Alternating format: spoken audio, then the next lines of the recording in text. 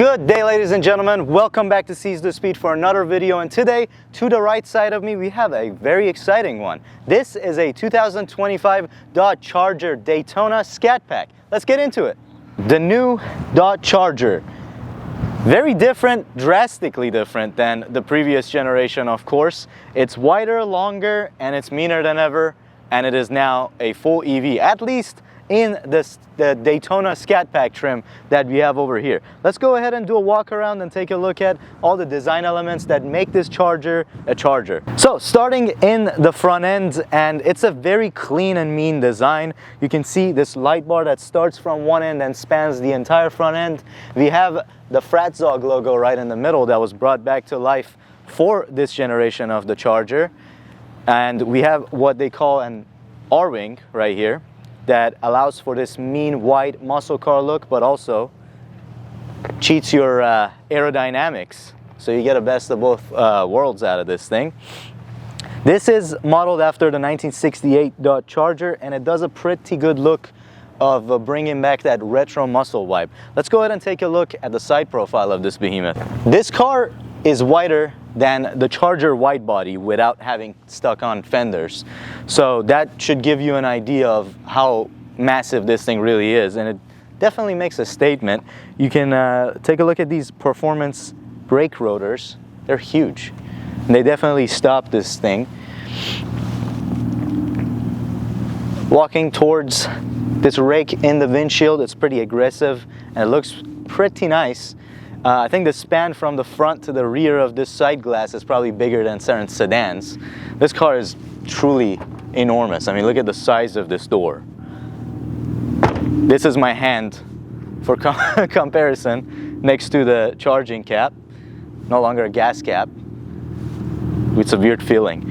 And coming back to this hidden hatch design, and as you can see, everything is very boxy, very retro looking, and we do have a light bar tail light with, again, the Fratzonic right in the middle. It's kind of hidden underneath, and it does illuminate with you as a part of your tail light. We do have a spoiler back here on the hatch, and speaking of that, let's go see how much room we have back here. This is a massive lift gate that reveals a huge, SUV levels of a storage out of a coupe.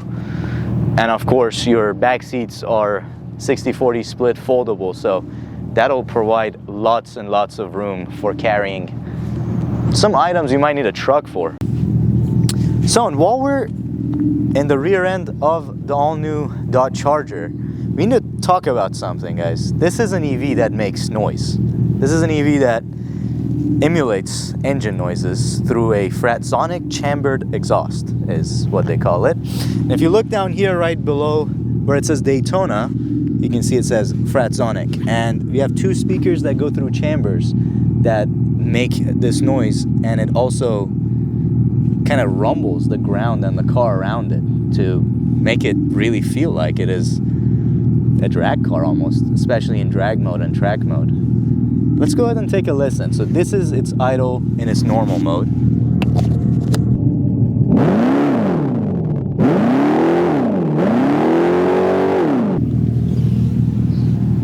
That's pretty neat, huh? So as you know by now, the new Charger is an electric vehicle, and that means we do have a front storage area and a few other knickknacks up here. And this is what it looks like under the hood. No 6.2 liter supercharged V8. Instead, you can put another bag back here. And you can also, that is, I believe, your coolant for the battery system.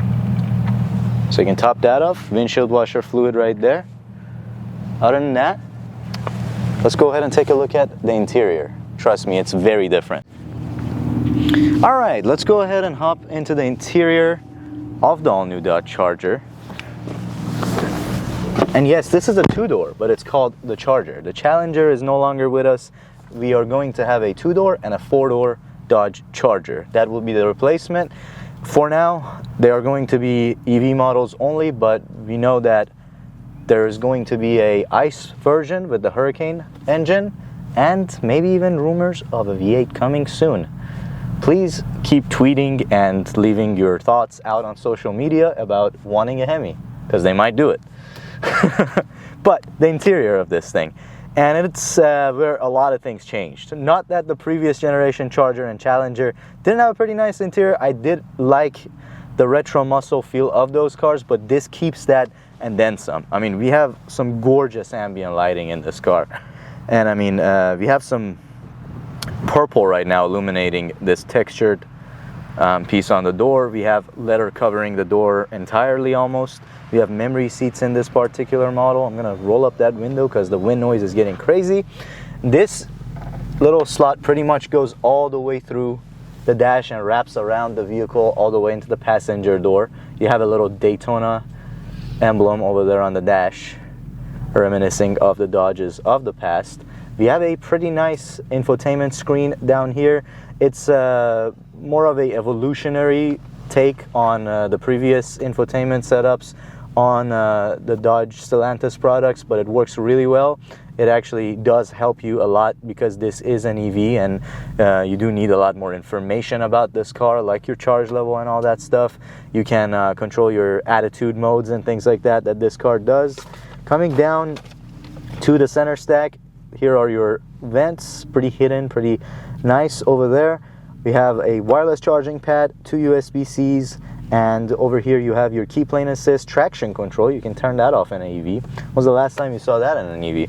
We have a pistol grip shifter like the old school muscle cars, and that really resonates to me. I like that they put a physical shifter in the center stack a lot. I do appreciate that about it. We do have a on-off button, which also is something you don't see in EVs very often. Cup holders, and down in the center, unfortunately you can't really see much of it, but that is the space that you get with a extra cigarette lighter inside. Pretty nice.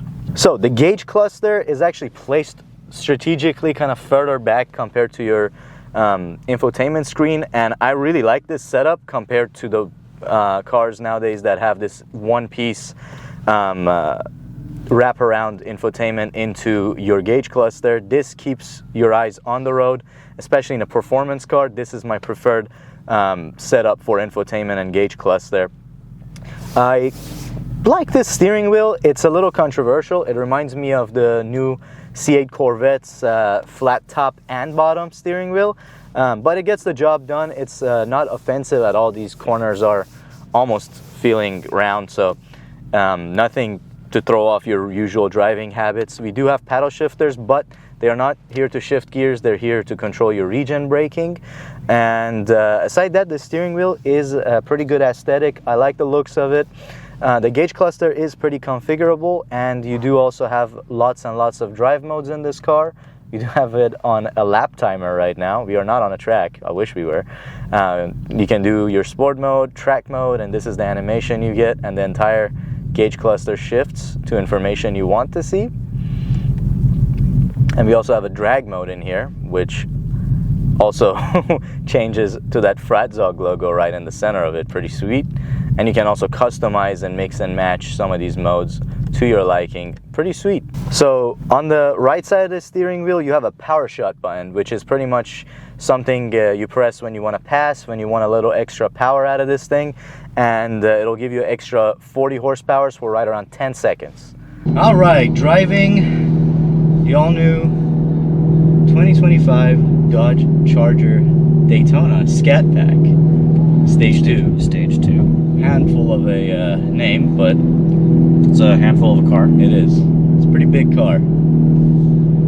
It definitely still feels very muscle car, especially size-wise. You have a pretty sweet blind spot camera. The entire screen shows you your blind spot when you turn on your turn signals. That's a pretty good feature. We're enjoying our ventilated seats. We started the morning with heated seats, and now we are typical Texas fashion, needing our ventilated seats and our air conditioning. Right. So what mode are we in right now? We're gonna keep it in sport mode. See how that does. You can hear the Fratzonic chambered exhaust. That was just me barely getting on it, you know. casual 20 miles an hour in about a second. Sounds pretty interesting, honestly. It kind of does sound like an internal combustion engine. Could fool somebody. From the outside, it definitely does. From the inside, it still sounds a little like it's got some electric.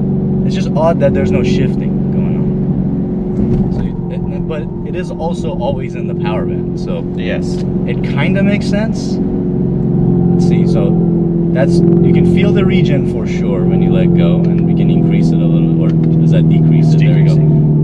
That pedal. So now that's like almost probably one pedal driving.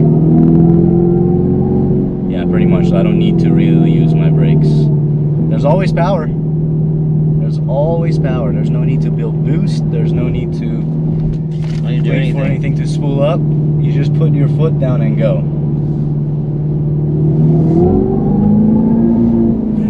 It just moves.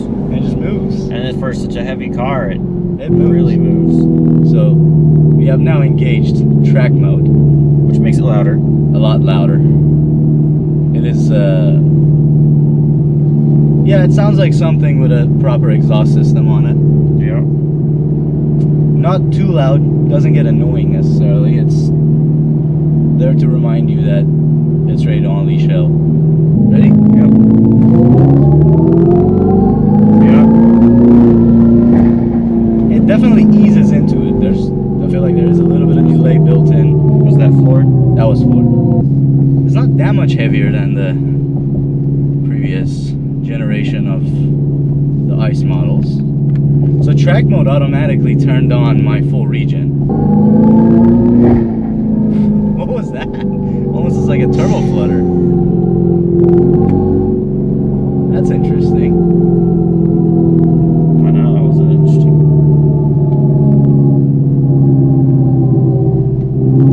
Power is nice. Definitely throws you back. Yeah. Off the line, there's a little bit of a delay to get this whole thing, you know, up and running. Rolling down the road, but once you're rolling, that instant torque really doesn't compare to anything an ICE car could provide for you. The rumble definitely makes the driving experience interesting. It makes it better than most. Yeah, it's more fun. Yeah. It You can does turn it add down, you can turn it yeah. off if you want. If you don't want to, you know. That's not, yeah. Imagine being able to just turn off your exhaust. I don't feel like hearing a droning noise today. Yeah, I'm just tired. I just want to cruise. Put in stealth mode and listen to nothing. Silence. Your stereo sounds pretty good. Listen to that. So 18 speaker and a subwoofer, Alpine. I'm gonna give it a power shot.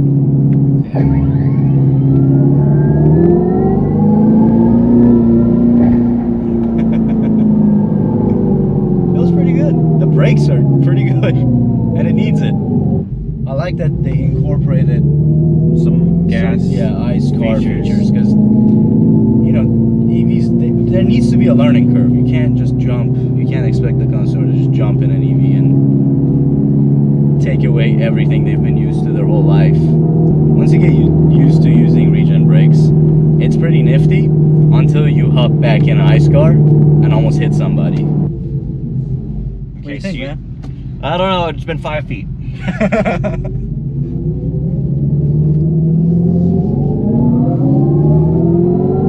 Yeah, let it loose for a second. It'll move. Oh yeah, move it will. I don't know, I was afraid it wasn't going to move with all, what, 600 and something horsepower. 670 horsepowers out of the Scat pack. Not bad at all. Pretty responsive on the... Yeah, the steering is pretty good. Suspension's like pretty responsive. Oh, he's got his gas pack. Yeah, his whole gas cap is hanging out of it. Think we can keep up with that Camaro SS in front of us? From 15 years ago? With a gas cap sticking off and hanging off the side? We might be able to. I have a feeling that... Oh, yeah. I don't know, man. That has a V8 in it. I don't know about all that. We don't have one of those. Don't have a V8. It definitely drives heavy. And low center of gravity. There's not a whole lot of body roll. That is a pretty big difference compared to the last generation of cars, though. Yes. the handling is improved, I would say. Yes, with a much lower center of gravity. It's just overall a pretty big car. It needs the room for it. It does. Not necessarily a back road carver. It's gonna need the whole track. I'm not sure. I'd like to know how it actually handles. You know, like How actually it actually handles. That. I'd be curious to know. Well, that little bit I drove it on a couple twists. It wasn't bad. I almost wish we had a track to track it on. Yeah. Like we had last year. Yeah, that just. It handles a lot better. It sticks yeah. to the road. It does. I mean, it's sitting on some fat tires on all four corners. The tires are wider, I think, than the Hellcat tires. Well, it has more torque to put down instantaneously. Yeah. But it does also have dual motors, one on the front axle, one on the rear, so all-wheel drive. One thing the Hellcat did not have. Yes. So just burnt rubber. This thing just hooks and books. In fact, you could only the thing you could get it you could get an all-wheel drive V6, and you could get an all-wheel drive V8, but those were the police only, right?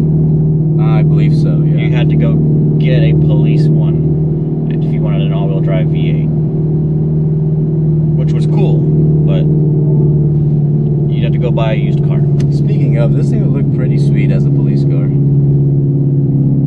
It'd be hard to run from it. Yeah.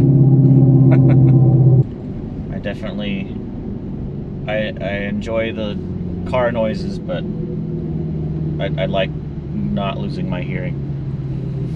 Yeah, the power of choice. Mm-hmm. That's nice. So yeah, I'd say all in all, definitely a phenomenal car. Take it for what it is. Easy to not know what speed you're going. Oh yeah, it's quick. You don't feel how quick. You don't feel how fast you're going. So you could be looked down and all of a sudden you're doing faster than you thought. So definitely keep your eye on that heads-up display. It is helpful. Puts the speed limit right next to it, so you know what not to pass. I'd say drive one before you judge it. That's my closing remark. When we first saw it, we were definitely skeptical, and then we finally got our hands, to walk around one. We liked it a little better, and honestly, I'm liking it even better now that I'm able to drive it. Mm-hmm. All right, guys, and with that wraps it up. Do you want me to wrap it up? Sure. You running out of words? No, I mean, that wraps it up with the review. We've done basically all we can with it, besides take it on a track that we don't have a track to take it on. You have a lake. That does not help. Thought it was a boat. If we could take this, if we could take it to the track or the drag strip sometime, that would be sweet. Yeah. Really run it through its paces. But as for a road car, it rips and it does everything. It does a little bit of everything. It's smooth. It's comfortable. It's big, and it's powerful. It does all of those things that 99% of Charger owners did back in the day. And the drama and the engine sound, the drama is there. The engine sound is there. It just doesn't smell like race fuel. No, That's about the one thing missing. that's missing. Just get yourself some. Yeah, just put a jug of Get some E100 in here. Yeah, just put a little bit of cologne on when you leave. Yeah, just dab some on and you'll be all right. So, I would ask you usually what you would be cross-shopping this with, and I'm gonna ask it, but I don't expect to hear much because this is gonna stand alone in this category. So, let me know what your thoughts are on the 2025 Dodge Charger Daytona Scat Pack Stage 2. And would you buy one? If so, if you have one, let me know what your experience has been with it. We would like to hear your thoughts about these cars. For more reviews like this one, be sure to subscribe to Seize the Speed. Like this video if you enjoyed watching it. Thank you so much. Have a great day. Peace out. We're out.